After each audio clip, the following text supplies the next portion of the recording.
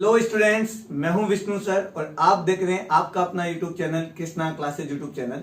और हर बार की तरह आज भी मैं आपको बताने वाला हूं कुछ सुपर इंपोर्टेंट क्वेश्चंस, लेकिन उससे पहले डिस्कस करेंगे कुछ सुपर से भी ऊपर वाले कॉन्सेप्ट पर, ताकि आप कभी भी कंफ्यूज ना हो, जिनसे हमेशा क्वेश्चंस पुट अप होता है। उन टॉपिक्स को आज लेने वाले और ऐसा ही एक इंपॉर्टेंट टॉपिक है कूलॉम्स लॉ और उसकी वेक्टर फॉर्म। प्रीवियस क्लास में हमने डिस्कस किया था कूलॉम्स लॉ और उसकी वेक्टर फॉर्म पर, लेकिन मैंने आपको बताया था कि जो वेक्टर फॉर्म हमने कल पढ़ी थी वो मेरा मेथड है, एकदम ट्रिकी मेथड। अधिकतर बुक्स में दूसरी चीजें मिलती है, बट हम उन जो टॉपिक्स पर है कंफ्यूज हो जाते हैं। इसीलिए मैंने आपको वो तरीका बताया था जो करेक्ट भी है और आसान भी है, और आपको कभी रटना नहीं पड़ेगा। बस एक सेकंड में उसे जैसे ही सॉल्व किया आपको फटाफट याद आ जाएगा, जैसे आपने न्यूमेरिकल देखा फॉर्मूला अप्लाई कर दोगे। बट फिर भी कुछ स्टूडेंट्स ने बोला कि नहीं सर, हमें बुक्स वाला ही बताइए, वो हमें समझ नहीं आता है। तो वो वाला मेथड भी मैं आपको बताने वाला हूं बहुत ही आसान शब्दों में। बट आपको कंडीशन एक ही आपके लिए कि आपको हर छोटी छोटी बात पर फोकस करना है, ध्यान रखिएगा, ठीक है। तो आइए बात करते हैं vector form of Coulomb's law पर। तो देखिए, मान लो मेरे पास एक चार्ज है Q1 और एक चार्ज है Q2। किसी ओरिजिन से O पॉइंट से दोनों की डिस्टेंस है R1 वेक्टर, और यहां से यहां तक लिख देता हूं मैं, डिस्प्लेसमेंट वेक्टर बोलिए, पोजीशन वेक्टर बोल दीजिए, R2 वेक्टर। ये लो, यहां से यहां R1 वेक्टर, यहां से यहां तक R2 वेक्टर। Q1 के रेस्पेक्ट में ध्यान दीजिएगा, Q1 के रेस्पेक्ट में Q2 के तक की जो डिस्टेंस है, मतलब मैं इसको पोजीशन वेक्टर बोलूं तो ये होगी R21, 1 से 2 तक, और ये R21 वेक्टर हो जाएगा R2 minus R1, R2 vector minus R1 vector. आगे मेरी बात समझ में, ठीक है। यहां से यहां तक है R1 वेक्टर, यहां से यहां तक है R2 वेक्टर, और यहां से यहां तक कितनी, Q1 से Q2 तक R21, जिसको मैं लिख सकता हूं R2 माइनस R1। आगे मेरी बात समझ, फिर भी नहीं समझ में आती तो मैं डायग्रामेटिकली बता देता हूं। देखिए, इसका एरो इधर है, इसका एरो इधर है, तो मतलब R1 vector plus R21 vector, ये दोनों सेम डायरेक्शन में होंगे। जैसे देखो, घुमा के देखो, इसका वेक्टर इधर है, इसका वेक्टर इधर है, तीसरा वाला जो वेक्टर है वो सामने से टक्कर दे रहा है। सामने से जो टक्कर देता है वो हमेशा एडिशन होता है। पढ़ा है ना हमने ट्राइंगल लॉ, त्रिभुज का नियम। तो इसका मतलब ये हुआ R2 वेक्टर, तो R21 वेक्टर इक्वल हो जाएगा R2 vector minus R1 vector. आप ऐसे समझ लीजिए, अदरवाइज ऐसे समझ लीजिए, ठीक है। आगे देखिए, बात करते हैं फोर्स की। Q1 की वजह से Q2 पर फोर्स, Q1 की वजह से Q2 पर force, force on Q2 due to Q1, Q2 पर Q1 की वजह से फोर्स है ना, Q1 के कारण Q2 पर बल। मैं हिंदी मीडियम और इंग्लिश मीडियम दोनों के लिए यहाँ पे हिंदी लैंग्वेज और इंग्लिश लैंग्वेज दोनों लिख देता हूं ताकि आपको आसानी हो, ठीक है। आगे देखिए, देन F21, 1 की वजह से 2 पर फोर्स। आपको ये लिखना नहीं है तो समझ लेना, 1 जो है 2 पर फोर्स लगा रहा है, 1 धक्का दे रहा है 2 पर, तो इधर दीजिए 1 धक्का दे रहा है 2 पर, तो आप इसको F12 लिखेंगे, और हमें लिखना पड़ेगा Q1 Q2 4 pi epsilon. Distance Q1 से Q2 तक की डिस्टेंस है R21, तो मैं इसको लिखूंगा R21, ठीक है, स्क्वायर में। अब देखो, यहां पे यदि मैंने वेक्टर लगाया है, तीर का निशान लगा दिया, सदिश रूप लिखा है, तो इस साइड मुझे यूनिट वेक्टर लगाना पड़ेगा, एकांक सदिश लगाना पड़ेगा, जो कि डायरेक्शन को बताएगा। और फोर्स का डायरेक्शन हमेशा उसी लाइन के अलोंग होता है, उसी लाइन के साथ होता है जिस लाइन से हम डिस्टेंस मेजर करते हैं। मतलब फोर्स इस लाइन पे एक्ट करेगा, हमने कल ही डिस्कस किया था इस बात पे। तो मैं लिख देता हूं R21 cap, F21 vector equal to R21 cap को क्या लिखा जा सकता है, कल बात की थी हमने, R21 vector by divide by R21 modulus.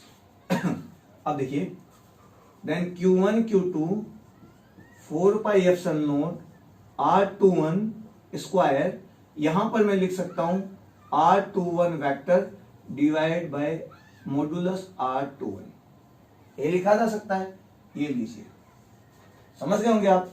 अब देखिए F21 वेक्टर इक्वल टू, इसको मैं ऐसे कैसे रहने देता हूं, Q1 Q2 R21 वेक्टर, ये देखो यहाँ पे स्क्वायर और यहाँ पे मोड है, दो ये भी तो वैल्यू है, ये भी वैल्यू, मतलब ये भी मैग्नीट्यूड है, परिमाण है, ये भी मैग्नीट्यूड है, परिमाण है, वैल्यू है, तो इसका मतलब ये दोनों सेम है। सेम है तो मल्टीप्लाई कर देता हूं 4 pi epsilon naught R21 Q। यदि आपके 11 के कॉन्सेप्ट क्लियर नहीं है तो आप कमेंट बॉक्स में कमेंट जरूर कर दीजिएगा, ताकि मुझे पता रहे कि मुझे और कितना बेसिक से पढ़ाना है। जर्नली मैं हमेशा बेसिक से पढ़ाता हूं, बट कभी कभी स्टूडेंट्स को लगता है कि सर तो बहुत ही ज्यादा जीरो लेवल से पढ़ा रहे। वैसे मेरा काम है जीरो लेवल से पढ़ाना, और मुझे जीरो लेवल ही पसंद है, क्योंकि यदि आपके मन में यह है कि ये तो मुझे आता है, तो यदि आता तो आप मेरी क्लास ज्वाइन नहीं कर रहे होते, आप फिजिक्स के मतलब टैलेंटेड बंदे होते और अच्छे मार्किंग ला रहे होते, आपको कंफ्यूजन नहीं होता। यदि सब्जेक्ट पे पकड़ बनानी है तो आपको जीरो से स्टार्ट करना पड़ेगा, ठीक है। फिर भी यदि आपको और प्रॉब्लम आती है समझने में और आपके बेसिक्स क्लियर नहीं है, तो आप मुझे कमेंट बॉक्स में कमेंट कर दीजिए, मैं आपको बेसिक से और डीपली पढ़ा दूंगा, ठीक है। चलिए वेक्टर फॉर्म से रिलेटेड हम एक इंपॉर्टेंट न्यूमेरिकल डिस्कस कर लेते हैं, ताकि आपको वेक्टर फॉर्म्स समझ में आ जाए। जनरली इसी वजह से समझ में नहीं आती, क्योंकि बच्चे इन्हें क्या करते हैं, प्रैक्टिस में नहीं लेते हैं, और फिर लास्ट में उन्हें छोड़ना पड़ता है, तो छोड़ना नहीं है। आइए देख लेते हैं, ताकि हमें यह पता लग जाए कि वेक्टर फॉर्म को यूज कैसे करना है, ठीक है। सारे डाउट्स क्लियर हो जाए, रटना ना पड़े। तो देखिए क्वेश्चन आपका 2 पॉइंट चार्जेस Q1 की वैल्यू 2 माइक्रोकूलम, जो 2m और 1m पे रखा हुआ है, ठीक है, ये इसके कोऑर्डिनेट्स है।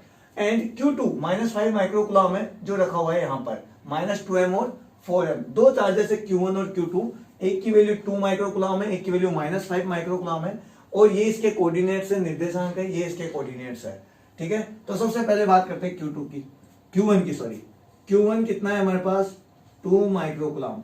तो R1 कितना है हमारे पास, R1 वेक्टर फॉर्म में लिखना है, ठीक है। तो वेक्टर फॉर्म के हिसाब से बात करते हैं, क्योंकि कोऑर्डिनेट दिए हुए हैं हमें, तो मैं यहां लिख देता हूं 2x और y, यही दे रखे ना, तो 2i प्लस 1j। इतना तो आपको पता ही होगा, आपने पढ़ ही लिया 11th में, i j ठीक है ना। आइए देखिए बात करते हैं Q2 की। Q2 है -5 माइक्रोकूलम, और इसके कोऑर्डिनेट्स है R2 वेक्टर -2i। देखो माइनस में है, ठीक है, एक्स एक्सिस में माइनस में है, तो -2i प्लस 4j, ये इसके कोऑर्डिनेट्स है। हमें क्या निकालना है, सबसे पहली बात, determine the force on Q2 due to Q1। Q2 पर लगाया गया बल निकालना है Q1 द्वारा। Q1 फोर्स लगा रहा है Q2 पर, वो निकालना है। तो इसका मतलब फोर्स लगा रहा है 1 किस पर, 2 पर, ये लीजिए। जब फोर्स 1 लगा रहा है 2 पर, तो फॉर्मूला हो जाएगा Q1 Q2 4 pi epsilon naught R21 है ना, तो R21 vector divide by R21 Q। यही तो था अभी प्रीवियस, जैसे ही अभी टॉपिक था पिछला वाला, उसमें यही तो लिखाया था मैंने। अब देखिए F21 वेक्टर इक्वल टू, यही से है सारी कहानी चालू, ठीक है। इसके इक्वल टू में आगे देखिए Q1 की वैल्यू कितनी है, सबसे पहले हमें निकालना है R21, उसको देख लेता हूं मैं सबसे पहले। R21, और R21 का मतलब होता है R2 vector minus R1 vector. लेकिन फोर्स किस पर लग रहा है, फोर्स Q2 पर लग रहा है, Q1 से, Q2 पर लग रहा है Q1 से। तो ध्यान दीजिएगा, आपको समझ में आ जाएगी मेरी बात। इसका मतलब हमें चाहिए R1 माइनस R2। अब देखो बहुत सारे स्टूडेंट सोच रहे होंगे ये क्या कर दिया सर ने, तो इसके बारे में भी मैं आपको थोड़ा सा क्लियर कर देता हूं। देखिए ये Q1 है, ये है पॉजिटिव चार्ज, यहां पर है Q2, ये है नेगेटिव चार्ज। Q1 की वजह से Q2 पर फोर्स लग रहा है, तो Q1 फोर्स लगाएगा Q2 पर। अब दो फोर्स लगेंगे, या तो ये इसको दूर भगाएगा या इसको पास खींचेगा। पास खींच रहा है तो Q2 इसके साइड आएगा, मतलब इस पॉइंट से इस पॉइंट पर, मतलब R2 से R1 पर। तो जब हम जस्ट पहले वाला रिकॉल करो जरा सा, इधर से इधर आते हैं, तो मैंने लिखा था R1 माइनस R2 वेक्टर। तो देखिए R1 की वैल्यू भी यहां पे लिख देता हूं मैंने यहां पे बस फोर्स के लिए लिखा है, 1 लगा रहा है 2 पर, ठीक है। तो R1 की वैल्यू क्या है यहां पर, ये रही, यहां पे कहां गई, ये रही 2i प्लस 1j, ठीक है, 1 से 2 के लिए। अब देखो आगे यहां पर माइनस 2i प्लस का 4j, ठीक है। यदि रिपल्सिव फोर्स होता तो दूर भागता, दोनों सेम होते तो प्रतिकर्षण बल होता, प्रतिकर्षण होता तो दूर भागता, मतलब यहां से उधर फोर्स का डायरेक्शन वैसे होता तो हम लिखते R2 माइनस R1। अब देखो यहां पर R21 vector equal to 2i plus 1j, minus minus plus 2i minus 4j, और आपका R21 वेक्टर हो गया 2i हो गया 4i, और यहां पे देखो 4 में से 1 चला गया तो बच गया 3j। ये हमारा R21 हो गया। मैं मॉड्यूलस भी निकाल लेता हूं साथ के साथ ताकि आपको कोई प्रॉब्लम ना है। मोड निकालूंगा तो x की जो वैल्यू है उसका स्क्वायर करूंगा प्लस y की जो वैल्यू है इसका स्क्वायर करूंगा और रूट कर दूंगा, तो मेरे पास आ जाएगा 16 प्लस 9 रूट, और इधर बच जाएगा मेरे पास 5। ये मेरे पास वैल्यू आ गई। अब अप्लाई करूंगा मैं इधर। Q1 की वैल्यू कितनी, 2 माइक्रोकूलम, 2 इंटू 10⁻⁻6। Q2 की वैल्यू कितनी है, -5 माइक्रोकूलम। माइनस से हमें मतलब नहीं है, माइनस और प्लस मिलकर बस इतना ही बताएंगे कि फोर्स जो है अट्रैक्टिव है या रिपल्सिव है, आकर्षण वाला बल है या प्रतिकर्षण वाला बल है। तो देखिए यहां पर 2 इंटू 10⁻⁻6 लिख दिया है। Q2 की वैल्यू है -5 माइक्रोकूलम, तो 5 इंटू 10⁻6 ये यहां पर लिख दिया। R21 की बात की जाए तो R21 ये रहा, और इसकी वैल्यू वेक्टर में चाहिए, देखो R21 वेक्टर, और R21 वेक्टर की वैल्यू ये रही यहां पर 4i माइनस 3j डिवाइड 4πε0, 1/4πε0, ये मैं यहां 1 लगा देता हूं, तो 1/4πε0 प्रीवियस क्लास में बताया था मैंने 9 इंटू 10⁻9, ये लिख दिया है मैंने।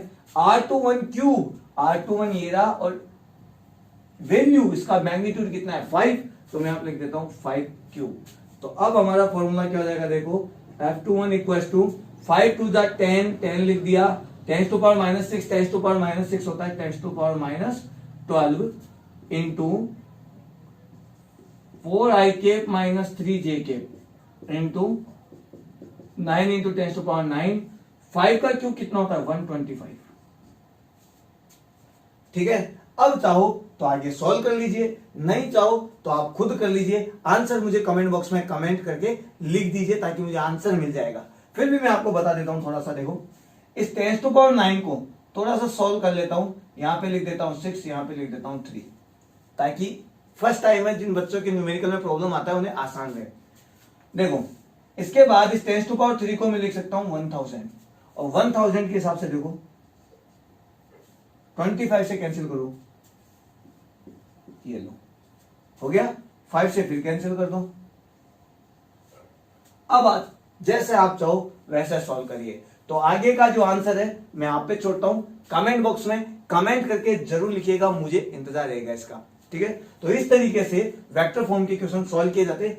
यहां थोड़ा सा ध्यान रखना कि हमें R1 माइनस R2 लेना है या R2 माइनस R1 लेना है, थोड़ा सा फर्क है। यदि Q1 फोर्स लगा के अपनी ओर खींच रहा है तो इसका मतलब हम लेंगे R1 माइनस R2, और यदि फोर्स लगा के दूर भेज रहा है तो हम लेंगे R2 माइनस R1। इतना जरूर ध्यान रख लीजिएगा, अदरवाइज आप कंफ्यूज हो जाएंगे। समझ गए, दोनों चार्ज सेम है, हमें फोर्स का डायरेक्शन देखना है। फोर्स का डायरेक्शन यहां से दूर भागता हुआ है तो हम लिखेंगे R2 माइनस R1, और यदि फोर्स अंदर के साइड आता हुआ है तो हम लिखेंगे R1 माइनस R2। समझ लीजिएगा, ये बात हमेशा याद रख लीजिएगा ताकि आपको वेक्टर फॉर्म में कोई परेशानी ना हो। आइए नेक्स्ट इंपॉर्टेंट टॉपिक पर डिस्कस करते हैं। आज की क्लास थोड़ी छोटी रहेगी, नेक्स्ट टॉपिक पे है। इसके बाद जो टॉपिक है उसके बाद जो नेक्स्ट टॉपिक है वो हम डिस्कस करेंगे नेक्स्ट क्लास में, ताकि आप जो है लंबी क्लासेस में से बोर भी ना हो और पढ़ने में मजा भी आए। तो स्टूडेंट्स देखिए नेक्स्ट टॉपिक डाइलेक्ट्रिक कांस्टेंट।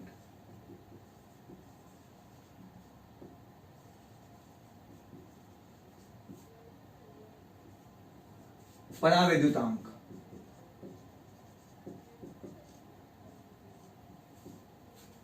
अलग अलग बुक्स अलग अलग डेफिनेशंस, ठीक है। मैं आपको सारी बताऊंगा, और आपके 12th की किताब में कहां कहां ये आपका जो डाइलेक्ट्रिक कांस्टेंट है आने वाला है, किस किस फॉर्मूले की फॉर्म में आने वाला है, वो सब एक जगह बताने वाला हूं। इसलिए ध्यान से देख लीजिएगा कि आज सीख लिया आपने तो पूरी बुक्स में कहीं पर भी डाइलेक्ट्रिक कांस्टेंट है, आपको कोई कंफ्यूज नहीं होगा। समझ गए, सब कुछ क्लियर रहेगा, इसलिए बता रहा हूं मैं आपको। डाइलेक्ट्रिक कांस्टेंट, पराविद्युतांक, आपेक्षिक विद्युतशीलता बोलते हैं इसको, आपेक्षिक विद्युतशीलता, रिलेटिव परमिटिविटी।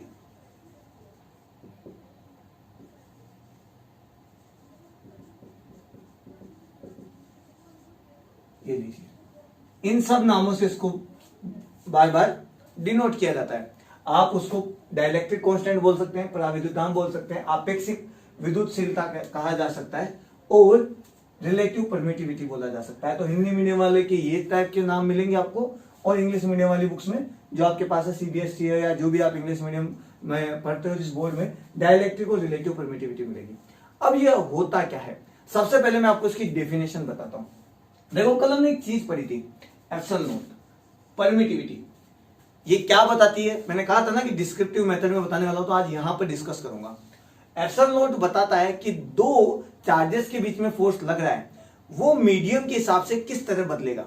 मान लो ये मेरे पास दो चार्जेस है, ठीक है, अभी मैंने एयर में रख रखे, एयर में है, इनके बीच में 5 न्यूटन फोर्स लग रहा है। सपोज करिए मैंने इनको पानी के भरे हुए टब में डाल दिया है।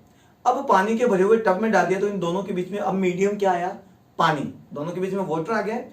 अब इन दोनों के बीच में जो फोर्स लग रहा है वो मीडियम के हिसाब से कितना बढ़ेगा या कितना कम होगा, ये डिपेंड करता है इस एप्सिलॉन पर। यदि एयर की बात की जाए तो हम एप्सिलॉन नॉट लिखते हैं, ठीक है, और यदि मीडियम की बात की जाए तो हम लिखते हैं एप्सिलॉन। किसके लिए, फॉर एयर और वैक्यूम, फ्री स्पेस भी बोल सकते हैं हम, हवा या निर्वात के लिए, हवा या निर्वात के लिए। एप्सिलॉन लिखा जाता है फॉर मीडियम, माध्यम के लिए।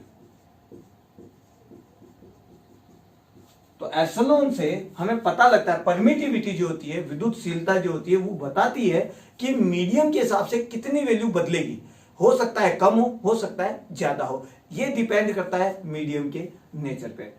तो ये जो आपका डाइलेक्ट्रिक कांस्टेंट है, पराविद्युतांक है, ये बताता है कि मीडियम में जो फोर्स की वैल्यू है वो फ्री स्पेस एयर के कंपेयर में कितना गुना कम हो जाएगी, कितने टाइम्स रिड्यूस हो जाएगी, ये बताएगा कौन, dielectric constant. Dielectric constant indicate करता है कि फोर्स की वैल्यू कम हो जाएगी एयर के कंपैरिजन में। मीडियम में आते ही फोर्स जो है वो कम हो जाएगा, कितना गुना कम होगा, कितने टाइम्स रिड्यूस होगा, ये बताएगा डाइलेक्ट्रिक कांस्टेंट। तो मैं आपको इसकी डेफिनेशन भी बता देता हूं ताकि आपको बहुत अच्छे से समझ में आ जाए। डाइलेक्ट्रिक कांस्टेंट को लिखते हैं एप्सिलॉन आर और के, दोनों से डिनोट कर सकते हैं, दोनों याद रखना।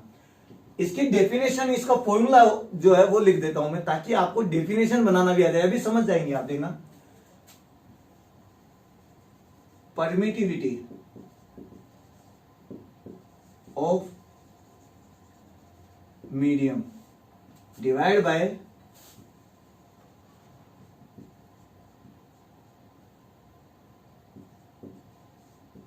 Permittivity of free space, epsilon R और के इक्वल्स टू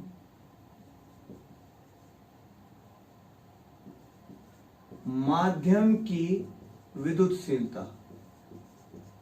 थोड़ा राइटिंग पर कम कॉन्सेंट्रेट करना, जल्दी जल्दी लिखते हो थोड़ी राइटिंग बदल जाती है, मैं आपको बोलता हूं ना कि राइटिंग बिगड़ जाती है। आप फोकस करना क्वालिटी और कंटेंट पर कि आपको जो क्वालिटी और कंटेंट मिल रहा है क्या वो बेस्ट है, क्या आप इंजॉय कर रहे हैं। यदि आपने सच में इंजॉय किया, आपको सच में समझ में और मजा आया है फिजिक्स सीखने में, तो चैनल को सब्सक्राइब और शेयर करना मत भूलिएगा, ठीक है। कम से कम एक शेयर तो बनता है ताकि आपके ज्यादा से ज्यादा फ्रेंड्स तक इसकी पहुंच बने, ज्यादा से ज्यादा लोगों के डाउट्स क्लियर हो और उन्हें भी फिजिक्स का डर सताना बंद कर दे, ठीक है। तो माध्यम की विद्युतशीलता डिवाइड बाय निर्वात की विद्युतशीलता, निर्वात की विद्युतशीलता। तो आप यहां से डेफिनेशंस बना सकते हैं कि जो आपकी डाइलेक्ट्रिक कांस्टेंट और रिलेटिव परमिटिविटी होती है, दोनों एक ही नाम है। ये रेशियो होती है परमिटिविटी ऑफ मीडियम और permittivity of free space. Permittivity of medium और परमिटिविटी ऑफ फ्री स्पेस के रेशियो को हम कहते हैं एप्सिलॉन आर और के डाइलेक्ट्रिक कांस्टेंट और रिलेटिव परमिटिविटी। माध्यम की विद्युतशीलता और निर्वात की विद्युतशीलता का अनुपात कहलाता है परावैद्युतांक और आपेक्षिक विद्युतशीलता। तो यहां से डेफिनेशन बन जाएगी आसानी से, आपको बस डेफिनेशन बनाना आना चाहिए।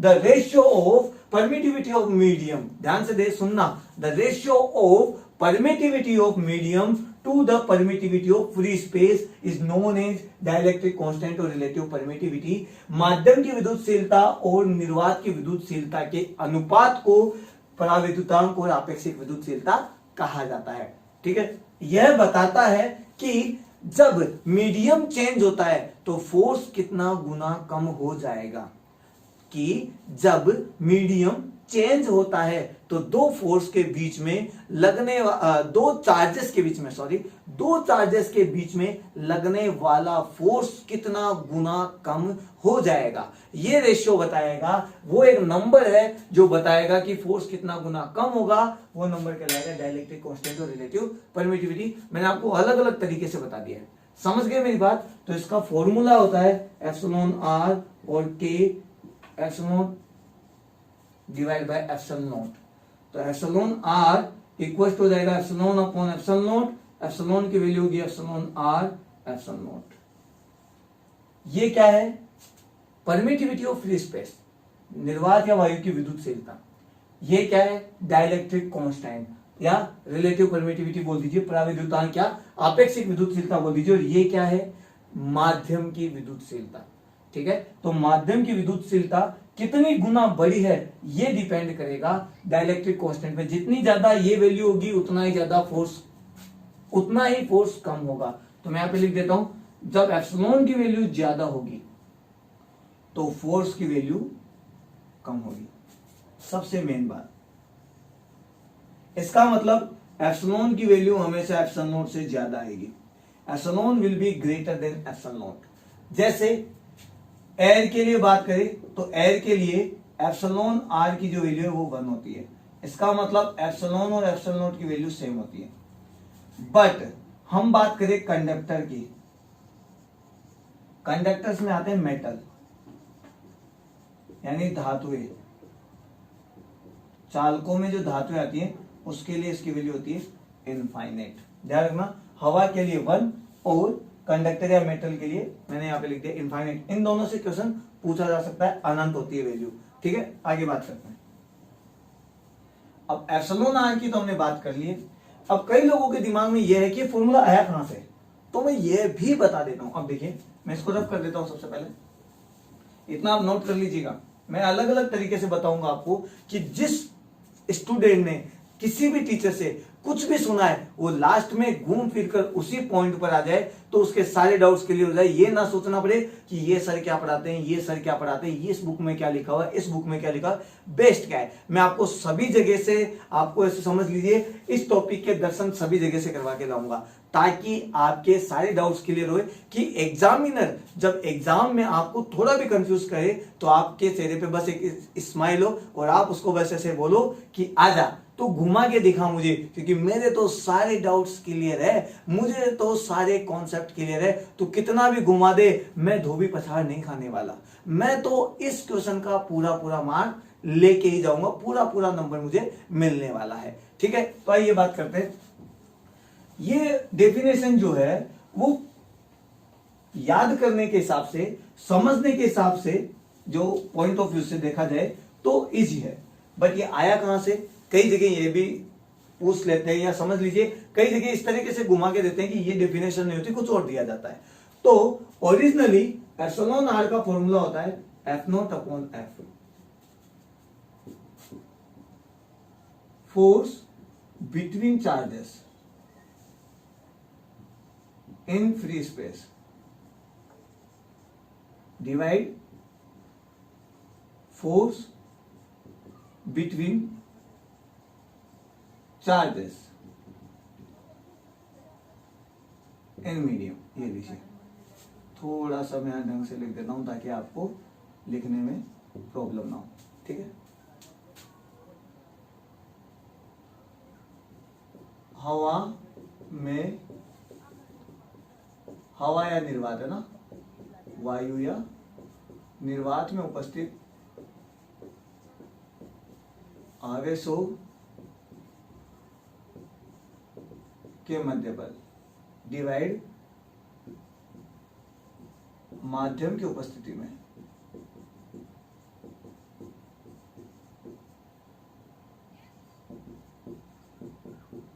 आवेशों के मध्य बल, ये इसकी एग्जैक्ट डेफिनेशन है कि एप्सिलॉन आर क्या बताता है। मैंने इतनी देर से यही बोला था कि ये इंडिकेट करता है कि फोर्स की वैल्यू मीडियम के हिसाब से किस तरह बदलने वाली है। ठीक है, मीडियम प्रेजेंट होते हैं, दो चार्जेस के बीच में जो फोर्स है वो कितना गुना कितने टाइम्स रिड्यूस हो जाएगा, कम हो जाएगा, ये बताता है डाइलेक्ट्रिक कांस्टेंट। तो ये रेशियो है, हम कह सकते हैं एक डेफिनेशन हो, it is the ratio of force between the charges when free space present and to the force between the charges when medium present. Free space और मीडियम दोनों कंडीशन में चार्जेस के बीच में जो फोर्स लगता है उसके रेशियो को हम बोलते हैं एप्सिलॉन आर। ठीक है, मैंने एक फॉर्मूला यहाँ पे भी लिख दिया है। इस फॉर्मूले से देखो यहां से क्या डेफिनेशन बनने वाली है और क्या निकलने वाला है। एफ नोट जब एयर प्रेजेंट हो या वैक्यूम हो, मतलब फ्री स्पेस हो, तो मान लो दो चार्ज जैसे Q1 Q2 और उनके बीच में डिस्टेंस है R, तो फॉर्मूला बन जाएगा 4 pi epsilon not R square. ठीक है, इसी तरीके से जब मीडियम प्रेजेंट हो तो हम लिखेंगे Q1 Q2 4 pi epsilon, note नहीं लगाना है, नोट लगाते ही तो प्रॉब्लम हो जाएगी, तो नोट नहीं लगाना है, एप्सिलॉन और मैं यहां पे लिखूंगा आर स्क्वायर। कुछ नहीं बदलेगा, एप्सिलॉन और एप्सिलॉन रहेगा क्योंकि एप्सिलॉन मीडियम को प्रेजेंट करता है। Q1 Q2 4 pi R square, Q1 Q2 4 pi R square cancel हो जाएंगे और एप्सिलॉन आ रहेगा, तो एप्सिलॉन को ऊपर ले जाइए तो बन जाएगा एप्सिलॉन एप्सिलॉन नॉट। ये हमारा वही फॉर्मूला आ गया है जो मैंने जस्ट इससे पहले बताया था, लेकिन वो आसान था इसलिए मैंने पहले बता दिया, तो आप यहां से भी निकाल सकते हैं। अब देखिए एप्सिलॉन आर बहुत जगह मिलेगा, मैं इसके सारे फॉर्मूलाज लिख देता हूं ताकि आपको आगे कभी भी प्रॉब्लम ना आए।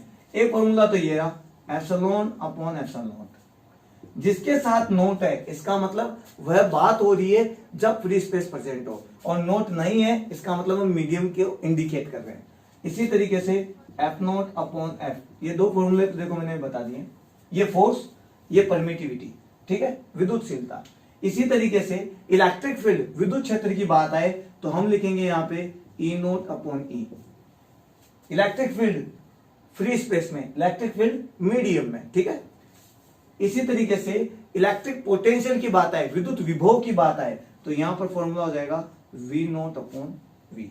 ये देखो फ्री स्पेस के लिए, ये किसके लिए, मीडियम के लिए।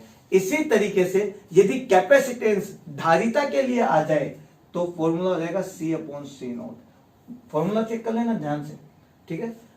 ऊपर नोट नहीं है इसका मतलब यहां ऊपर मीडियम है, नीचे फ्री स्पेस है, तो एप्सिलॉन आर के इतने फॉर्मूलास होते हैं और इतनी जगह ये काम आने वाला है। इसके अलावा जनरली ये काम नहीं आता, इतने फॉर्मूलाज में ये लगता है, इससे रिलेटेड न्यूमेरिकल्स एग्जाम में आते ही आते हैं, इसलिए मैंने आपको सब एक जगह बता दिया है, ठीक है। एक क्वेश्चन यहां से इसकी डेफिनेशन बनेगी, एक क्वेश्चन आपका यहां से बन सकता है, एक क्वेश्चन ये बन सकता है कि एयर के लिए और जो आपके मेटल्स है, धातु हैं, उनके लिए एप्सिलॉन आर की वैल्यू कितनी होती है, ये पूछा जा सकता है। तो ये तीन क्वेश्चन तो इंपॉर्टेंट है, ये तो यहां से बनते ही बनते हैं।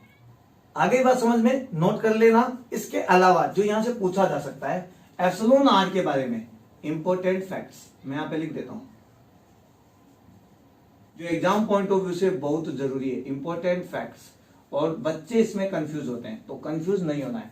इसका कोई डायमेंशन नहीं होता है, इसकी कोई यूनिट नहीं होती है, तो मैं यहां पे लिख देता हूं ये यूनिट लेस नंबर है, ध्यान रखना, यूनिट लेस और